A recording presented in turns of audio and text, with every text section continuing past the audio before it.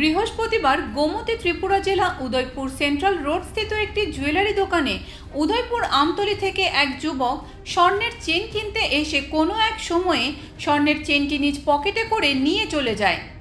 পরবর্তী সময়ে জুয়েলারি দোকানের কর্মচারীদের নজরে আসে যে স্বর্ণের চেনটি বিক্রি হয়নি, অথচ দোকানে স্বর্ণের চেনটি নেই।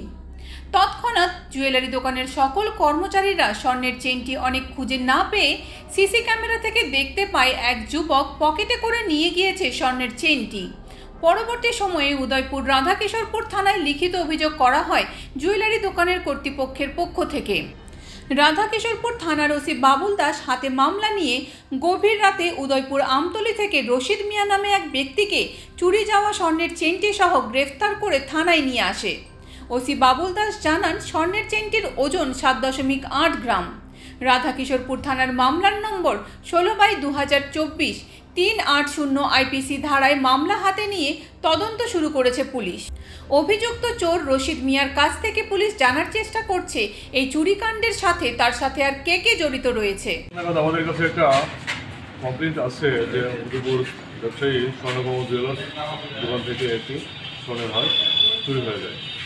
তো সেই কমপ্লেইন মোতাবেক আমরা লোকটিকে যে চুরি করেছে তাকে শনাক্ত করতে পেরেছি এবং রাত্রি বেলায় ওকে আমরা গ্রেফতার করেছি এবং তার কাছ থেকে সেই চুরি যাওয়া হারটিকে আমরা স্বর্ণের হারটিকে উদ্ধার করতে পেরেছি। তার নাম রশিদ মিয়া, তার বাড়ি আমতলী কাঁকড়াবন পিএস। তাকে আজকে আমরা কোর্টে প্রেরণ করছি। কতগুলো ছিল? এটা আদাবলির চেয়ে বেশি ছিল এবং 7.8 গ্রাম ছিল। আর কোনো কি স্পেসিফিক মামলা হয়েছে? হ্যাঁ, তার বিরুদ্ধে আমরা একটা মামলা নিয়েছি। মামলা নম্বর 16/2024 RTPS সেকশন 380 IPC। আর কোথা থেকে গ্রেফতার করেছেন? তাকে তার বাড়ি থেকে গ্রেফতার করা হয়েছে, তার বাড়ি আমতলী কাঁকড়াবন পিএস।